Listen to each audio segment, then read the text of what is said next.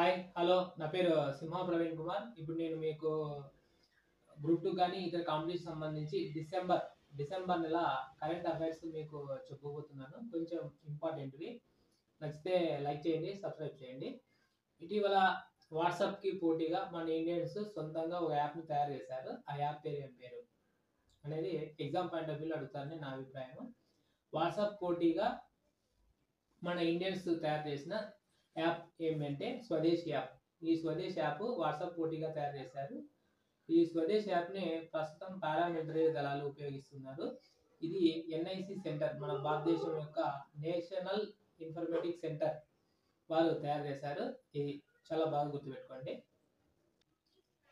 ఇటీవల ప్రముఖ తమిళ నటుడు విజయకాంత్ మరణించారు కదా. విజయకాంత్ యొక్క అసలు పేరు ఏం పేరంటే విజయరాజ్ అనమాట. విజయరాజ్. అతన్ని తమిళనాడు ప్రజలు ముద్దు పేరు వచ్చి కురుప్పు ఎంజీఆర్ అని పిలుస్తారు. విజయకాంత్ యొక్క బిరుదు అంటే కురుప్పు ఎంజీఆర్ అని తమిళనాడు ప్రజలు పిలుస్తారు. అతని సొంత పేరు వచ్చి విజయరాజ్. ఇది కూడా గుర్తుపెట్టుకోండి, మేబీ ఏమైనా రావచ్చు. సో మరొక ఇంపార్టెంట్ బిట్, ఎప్పుడన్నా మనకు సబ్మెరైన్స్ అంటే అణు జలాంతర్గామి. ఇది పర్యాటక కేంద్రంగా ఒకటి తయారు చేశారు. అంటే మనం కూడా ఈ సబ్మెరైన్లో పోయి విహరించవచ్చు. భారతదేశంలో మొట్టమొదటిసారిగా గుజరాత్లో ఈ సబ్మెరైన్ని అంటే పర్యాటక సబ్మెరైన్గా తయారు చేశారు. ఇది ముజుగావ్ డాక్ అనే కంపెనీ తయారు చేసింది. సో ఈ ఎట్లా బిట్ అడగచ్చు అంటే, సబ్మెరైన్ పర్యాటక కేంద్రంగా ఇటీవల ఏ రాష్ట్రం చేపట్టిందంటే గుజరాత్. కంపెనీ అంటే ముజుగావ్ డాక్ అని మనం గుర్తుపెట్టుకోవాలి.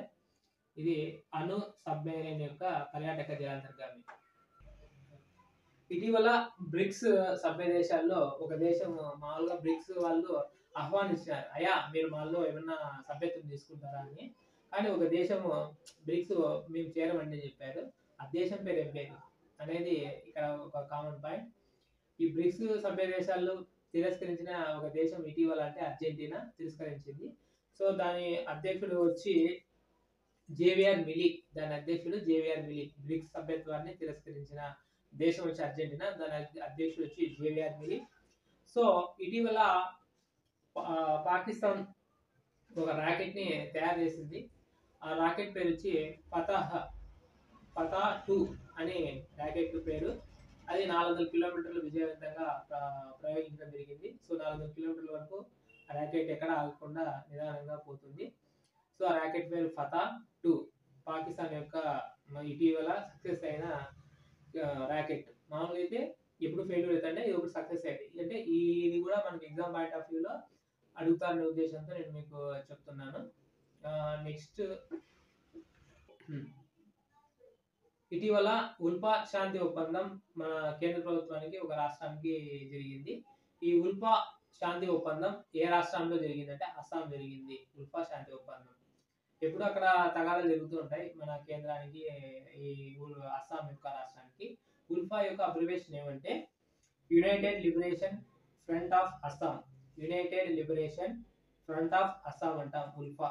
నెక్స్ట్ ఇంకొక ముఖ్యమైనది వచ్చి భారతదేశ పెట్రోల్ రాజధాని ఏ నగరాన్ని పిలుస్తారంటే భారతదేశ పెట్రోల్ రాజధాని గుజరాత్ రాష్ట్రాన్ని పిలుస్తారు. భారతదేశం యొక్క పెట్రోల్ రాజధానిని గుజరాత్ పిలుస్తారు.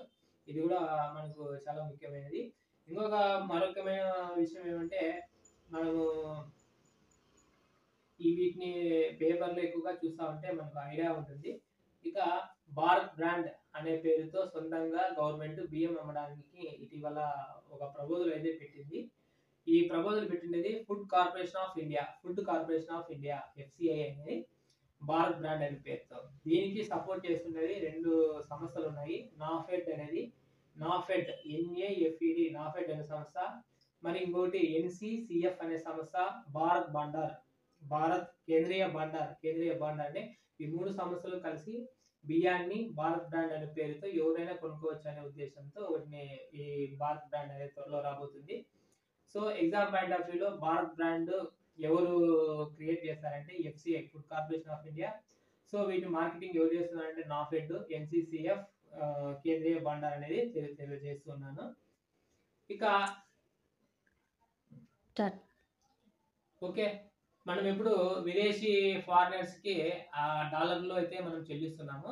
అట్లా కాకోకుండా తొలిసారిగా మన రూపాయల్లోనే వేరే దేశానికి చెల్లిస్తున్నాం. ఇటీవల ఆ దేశం ఏదంటే యుఏఈ, యునైటెడ్ అరబ్ ఎమిరేటింగ్స్ అనే వాళ్ళకు రూపాయల్లోనే చెల్లింపులనేవి మనకు చేస్తున్నాం. అంటే వాళ్ళ నుంచి మనం పెట్రోల్ గాని ఎక్కడి నుంచి తీసుకున్నా ఆ దేశానికి రూపాయల్లో మాత్రమే మనము ఎక్స్‌చేంజ్ అన్నమాట ఇచ్చుకోవడం గాని, తీసుకోవడం గాని జరుగుతుంది.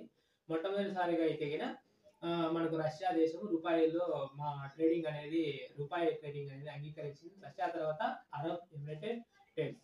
సో, ఎగ్జామ్ పాయింట్ ఆఫ్ వ్యూలో ఇటీవల ఏ దేశంతో ఎక్కువగా రూపాయిలో మనం వాణిజ్యం చేస్తున్నామో ఇటీవల ఆమోదించిందంటే యుఏఈ యునైటెడ్ అరబ్ ఎమిరేట్స్ అనే సంస్థ చేసి పెట్టింది. సో, ఇటీవల సృష్టి సమ్మాన్ అవార్డు కె. విజయ్ కుమార్ అనే వ్యక్తికి ఇచ్చారు. ఈయన కడప జిల్లా యొక్క ప్రొఫెసర్. సృష్టి సమ్మాన్ అవార్డు వచ్చి కె. విజయ్ కుమార్‌కి ఇచ్చారు.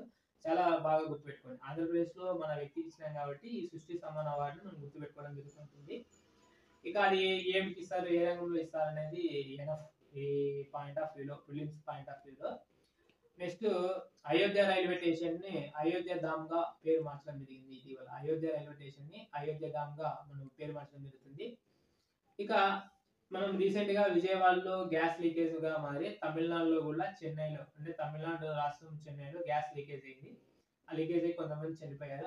ఆ గ్యాస్ లీకేజ్ అంటే ఆ గ్యాస్ లీకేజ్ యొక్క పేరు అనేది కూడా మనకి important. Ammonia gas. Ammonia gas leakage ద్వారా చెన్నైలో కొంతమంది మరణించడం జరుగుతుంది. ఇది చెన్నై, తమిళనాడులో జరిగింది.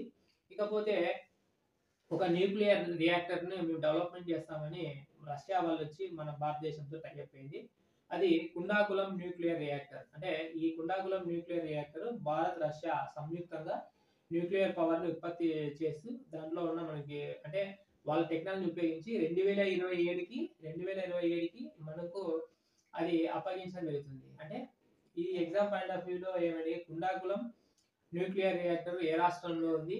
దానికి ఎవరు సహకరిస్తున్నారంటే రష్యా. ఏ స్టేట్ అంటే అది. మనము ఇవి గుర్తుపెట్టుకోవాల్సిందిగా నేను కోరుచున్నాను. ఓకే. సో, మరొక ఇంపార్టెంట్ మనకు ఇటీవల భూమికి దగ్గరగా ఓ ఆస్ట్రాయిడ్ వస్తాంది. అంటే గ్రహ శకలము. ఆ ఆస్ట్రాయిడ్‌కి అంటే మనకు దాదాపుగా 2029కి అది భూమికి దగ్గరగా వస్తుంది. సో, ఆస్ట్రాయిడ్‌కి ఏం పేరు పెట్టారు అది కూడా అడుగుతారు. దాన్ని ఆపోఫిస్ అని పిలుస్తారు. భూమికి దగ్గరగా వస్తున్న గ్రహ శకలం. అది 2029కి వస్తుందని ఈ నాసా వాళ్ళు మనకు చెప్పడం జరిగింది. ఆపోఫిస్ అనేది ఈజిప్ట్ యొక్క ఒక దేవుని పేరు. ఈ టైప్ ఆఫ్ కూడా మనకు అడగడం జరుగుతుంది. ఓకే. సో, సాధారణంగా ఇది ఒక చాలా ఇంపార్టెంట్. నీనా సింగ్హా అనే ఒక ఆమె కేంద్ర పారిశ్రామిక భద్రతా దళానికి అధికారిగా నియమించడం జరిగింది మొట్టమొదటిసారిగా. అంటే మహిళలు కూడా ఈ భద్రత అంటే పారిశ్రామిక సమస్యలు గాని, లేదా సెక్యూరిటీ గాని కల్పించడంలో దానికి హెడ్‌గా నీనా సింగ్హా అనే మహిళ ఎంపిక కావడం జరిగింది. ఇది కూడా మనకు ఇంపార్టెంట్. అంటే CISF central industrial security force అంటే కేంద్ర పారిశ్రామిక దళము. దానికి యొక్క పెద్ద అధికారి ఎవరంటే నీనా సింగ్హా అనే మహిళ ఎంపికైంది. ఇది కూడా ఎగ్జామ్ పాయింట్ ఆఫ్ వ్యూలో అడగొచ్చు. మరొక ముఖ్యమైన విషయం మన ఆంధ్రప్రదేశ్‌లో ఒక క్షిపణిని ప్రయోగించి దానికి సక్సెస్ అయ్యారన్నమాట. అంటే మన ఆంధ్రప్రదేశ్‌లో ఒక క్షిపణిని ప్రయోగించి దాన్ని బాగా సక్సెస్ అయింది. సో, ఆ క్షిపణి పేరు అనేది ఇక్కడ పాయింట్ ఆఫ్ వ్యూలో ఇంపార్టెంట్. దాన్ని సమర్ అనే క్షిపణి. ఈ సమర్ అనే క్షిపణి మన ఆంధ్రప్రదేశ్‌లో ఒక ప్లేస్‌లో ప్రయోగించారు. సక్సెస్ అయింది. ఇలా మీకు ఈ కరెంట్ అఫైర్స్ నా యూట్యూబ్ ఛానల్ ద్వారా మీకు పోస్ట్ చేస్తున్నాను. మీకు వీలుంటే రాసుకోండి. వీలు లేని వాళ్ళు ఏమన్నా మీరు రాసుకోలేమన్నట్లుంటే గనక నేను మీకు కేవలం రూ. 5కే డిసెంబర్ మంత్ అంతా ఇలా నేను పేపర్‌లో రాస్తున్నాను. ఇవన్నీ కూడా మీకు పీడీఎఫ్ రూపంలో పెట్టడం జరుగుతుంది. ప్లీజ్ సెండ్ నేను నా వాట్సాప్ నెంబర్ కింద లింక్‌లో పెడతాను. చూసుకోండి. మీకు ఏమన్నా పీడీఎఫ్ రూపంలో కావాలంటే సెండ్ చేయండి. నచ్చితే లైక్ చేయండి. డిసెంబర్ యొక్క కరెంట్ అఫైర్స్ కొన్ని ముఖ్యమైనటివి ఇంకా చాలా ఉన్నాయి. నేను పార్ట్ 2లో మీకు చెప్పబోతున్నాను. మీ సింహ ప్రవీణ్ కుమార్.